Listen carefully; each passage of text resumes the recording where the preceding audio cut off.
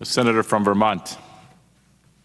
I missed the beginning part of my friend from Wyoming statement. Are you a new grandfather, another grandchild? Congratulations. I have three, and I often think that one of the funniest bumper stickers that I've ever seen in my life was one that says, if I knew how much fun grandchildren would be, I would have had them first. But congratulations. And let me take this opportunity in a few minutes, Mr. President, to touch on a few issues that I think we do not discuss enough here on the floor of the Senate, for that matter on the floor of the House. There are a lot of people in the United States who turn on the television every night and they hear the President of the United States and other people tell them how wonderful the economy is doing. Economy is robust. We have never had it so good. And this is what they hear over and over again. And people start scratching their heads and they say, I don't quite understand it. The economy is supposed to be doing well. Why am I working longer hours for lower wages? Why is it that my job has just gone off to China and the new job that I have maybe pays half as much as the job that I lost? Why is it that in the last several years, actually since President Bush has been president, over 8 million Americans have lost their health insurance? Mr. President, does that sound like an economy that is working well for ordinary people? Since George Bush has been president, 5 million more people have slipped into poverty. A median family income today is less than it was back when President Bush first came into office. So I think we have to be honest and say, yes, the economy is doing very well, in fact, for those people who have a lot of money. In fact, what we can say today is that if you are within the top 1% of American wage earners, you are probably doing extraordinarily well. And what we can also say is that the wealthiest 1% today are doing better than at any time since the 1920s. So I take my hat off to the CEOs of large corporations and to the wealthiest people in this country. But you know, Mr. President, I just had a series of town meetings in the state of Vermont, and I talked to a lot of people. And the message that I get back in Vermont, and I doubt that it is terribly different in Colorado or any other state in this country, is that the middle class is hurting. And the reality is, if you look at the cold statistics, what you find is in America today, the middle class is in fact shrinking. People are working longer hours for lower wages. Today, amazingly enough, because of lowered wages, huge numbers of women are now in the workforce, and yet despite that, a two-income family today has less disposable income than a one-income family had 30 years ago. And the reason for that is people are spending an enormous amount of their limited income on housing. Cost of housing is soaring. They're spending money on health care. They're spending money on child care. They're spending money on college education. And at the end of the day, they don't have a whole lot left. In fact, there are many millions of families today who are one paycheck away from economic disaster. So it seems to me we have got to be honest with the American people and not talk about how great the economy is, but talk about an economy which is splitting right down the middle. People on top doing fantastically well, people down below doing very poorly, and the middle class in many cases struggling against economic desperation. Mr. President, the statistics with regard to income distribution in this country are staggering in terms of their inequality. And we don't talk about this terribly much. I guess it's something we're not supposed to be mentioning. But the reality is that according to the latest analysis, in 2005, the top 1% of earners made more money than the bottom 50% of Americans.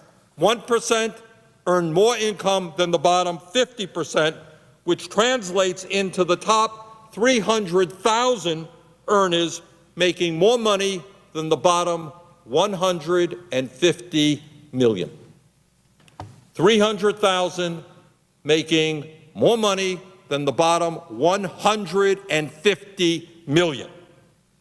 While the top earning 1/100th of 1% received an average income increase of 4.4 million in 2005, the bottom 90% saw their average income decline by about $172.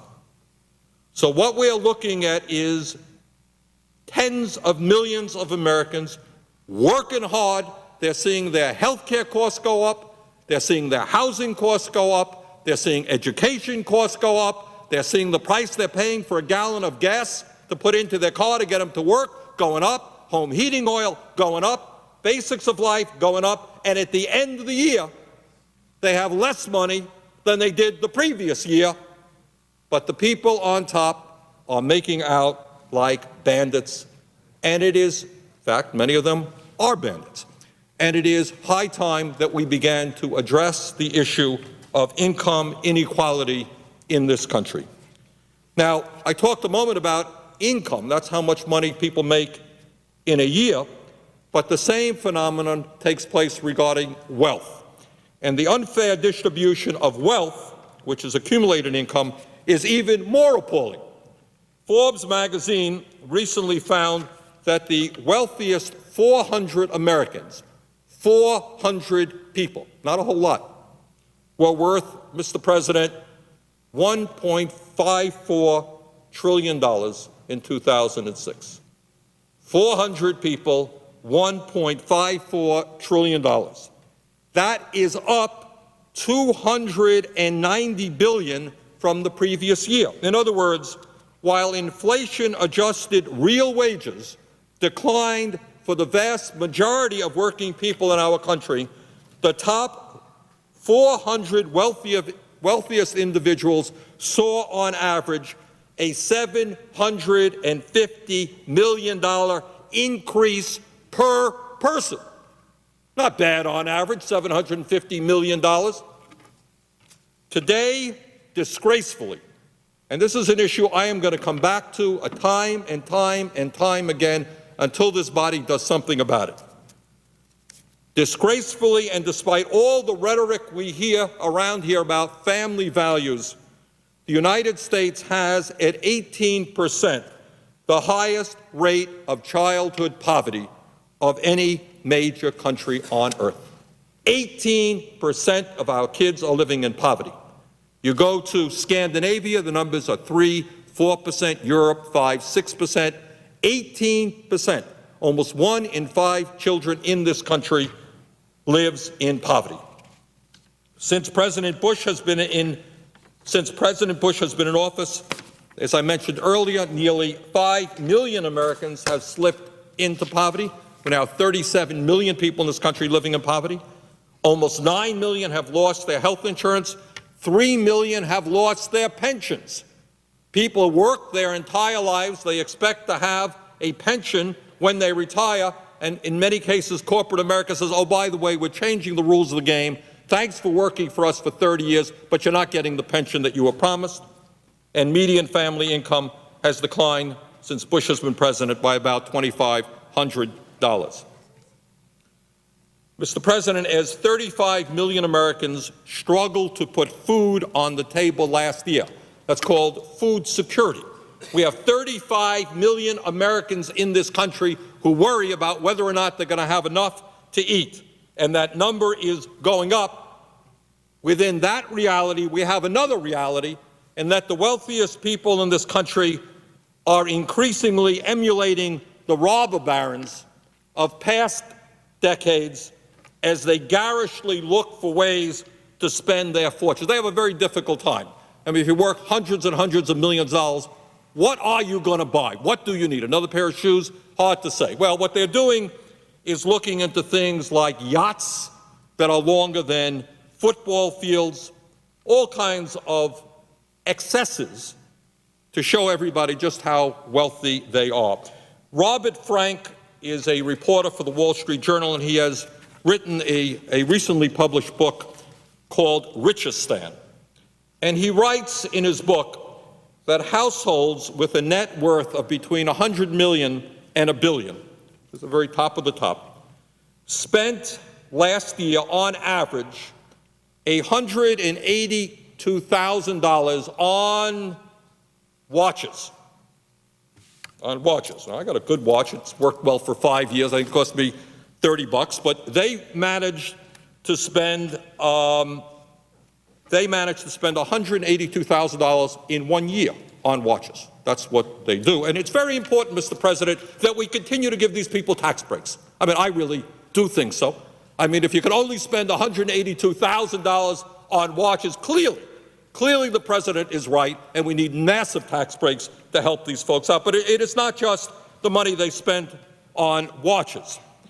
Mr. Frank, the author of Richistan, details how during this 1 year period, these same economically elite households spent $311,000 on automobiles. Now, how many cars do you buy for $311,000? I don't know how many cars people need. $397,000 in 1 year on jewelry. And obviously the stress is very great figuring out how you're going to spend that money, so they had to spend on average $169,000 on spa services. I mean, you're sitting around, it's a tough thing. What new watch do you buy? What new vehicle do you buy? It's tough, and you need spa services. That's where they're spending the money. But also, as it happens during that same year, 400,000 qualified young people in this country, Mr. President, they couldn't afford to go to college. They didn't have enough money to go to college. Our nation is in desperate need of a well-educated workforce. We all know that a ticket to the middle class in many cases is a college education. So while the richest people in this country are spending $182,000 a year on watches, we have hundreds of thousands of kids who can't go to college. Mr. President, the decline of the middle class, combined with the growing income inequality in our nation, is a national scandal, and it's something that we must address.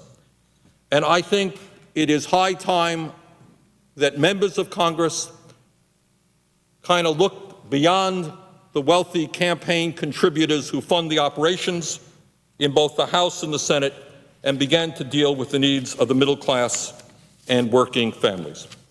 Now, obviously, there are a lot of issues out there as to how we can improve the economy. And we can go on for hours talking about that, and a lot of thoughtful ideas here in the Senate and in the House. But let me mention to you 5 areas, at least, where I think we should be paying some more attention. Number one, I think we have got to reorder our national priorities. What we have to say to the wealthiest people in this country: President Bush has given you hundreds of billions of dollars in tax breaks, and yet we have children in this country who are hungry. We have millions of children who lack health insurance. We have kids who are going to inadequate schools. And you know what? We are going to rescind the tax breaks that have been given to you so that we can take care not only our children, but we can take care of those people who are disabled. I don't know, Mr. President, about Colorado, but I can tell you that in Vermont, one of the serious problems that we have is higher and higher property taxes. And one of the reasons that property taxes for education are going up is because the Congress has not kept the promises that it made in terms of funding special education. And special education, as you know, is a very expensive proposition. So local school districts have to come up with the money that the federal government promised but has not committed. So I think we should be adequately funding and actually keeping the promise we made to special education. We should make sure that our seniors get what they need, and our veterans. I'm proud to say, Mr. President, we are beginning to make some progress in adequately funding the needs of our veterans, but more needs to be done. And we have got to begin to stand up for all Americans and not just for the wealthier. So when my Republican friends talk about tax breaks and tax breaks for the richest people in this country, I say enough is enough. At a time when we have already the most unequal distribution of wealth and income, the very richest, who are doing phenomenally well, do not need more tax breaks. Second of all, Mr. President, I think we have got to take a very hard look at our trade policies. I think it is clear to anyone who has studied these issues that NAFTA, CAFTA, permanent normal trade relations with China, other trade agreements were essentially written by large multinational corporations in order to benefit large multinational corporations, and they have done that. They have done that. What is going on as a result of many of our trade policies is that corporate America is shutting down plants in America. We have lost 3 million good-paying manufacturing jobs in the last 6 years. In my own state of Vermont, we have lost 25% of our manufacturing jobs in the last 6 years. We're beginning to see the loss of many, many good-paying white-collar information technology jobs, jobs going to China, jobs going to India, jobs going to low-wage countries all over the world. And on the other side, what we're seeing because of these trade agreements is increased poverty. In Mexico, for example, as a result of NAFTA, 1.3 million small farmers have been driven off of the countryside, off of the farms that they held for generations because they couldn't compete with cheap American corn. Poverty has increased. But we do have the good news, I guess, in Mexico as a result of all of this NAFTA stuff is there is one gentleman named Carlos Slim, big guy in telecommunications, coming from a poor country of Mexico. I'm happy to say he is now the richest guy in the world, worth $60 billion, has passed Mr. Gates. So you have a guy worth $60 billion, poverty in Mexico increasing, small farmers being driven off of the land. We can create trade agreements which work for working people in this country and working people abroad, not for the CEOs of large corporations, and that is what we have to do. I think given the failure of trade agreements, it's time to take a moratorium to stop these trade agreements until we get them right. Mr. President, on another issue, we have discussed, as you know, a whole lot about the SCHIP program, and I strongly support what the leadership here is trying to do. But let us be clear. Let us be clear. While it is a good step forward bringing 4 million more kids into the SCHIP program, there are millions of children who, after we pass this legislation, or if we can override the president's veto, who will still not have health insurance. We are living in a nation in which 47 million Americans have zero health insurance, even more are underinsured. I met recently in Burlington, Vermont, with a group of young people who were saying, yeah, they have health insurance. They have to pay for 50% of the cost of the health insurance. There is a large deductible. So at the end of the day, despite the health insurance they have, they're paying out a lot of money for health care. Mr. President, it is time that we place on the table the fact that we are the only nation in the industrialized world, the only one, that does not have a national health care program which guarantees health care to every man, woman, and child. And the programs are different in Germany than they are in Canada, than they are in the UK, than they are in Scandinavia. They're all different. But essentially what every other major country on earth has said is that health care should be a right, not a privilege, a right. Meanwhile, we spend twice as much per person on health care as the people of any other country, and yet if you look at the indices, the health care indices, our infant mortality rate is very high, longevity, many countries, people live longer than we do. Our health care system is disintegrating, and the time is long overdue that we had the guts to take on the pharmaceutical industry, the insurance industry, and move toward a national health care program which provides health care to all people as a right of citizenship. Lastly, Mr. President,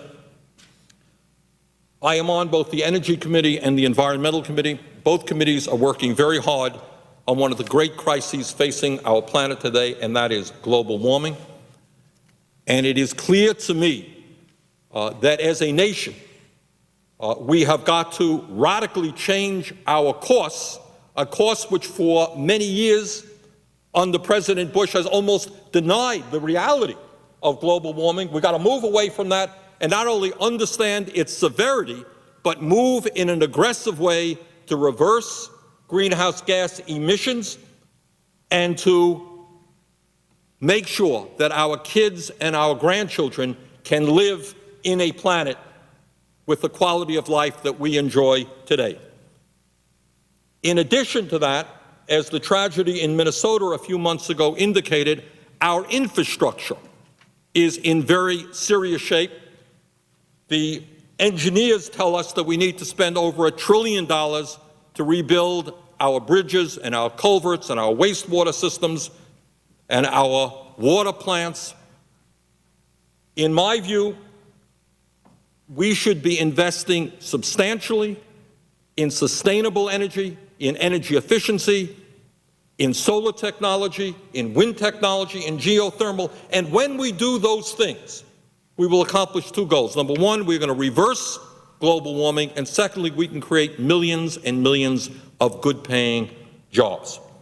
So instead of spending $10 billion a month on the civil war in Iraq, we should be rebuilding our infrastructure and moving away from fossil fuel to energy efficiency, to sustainable energy, as we take a leadership role in this world to reverse global warming.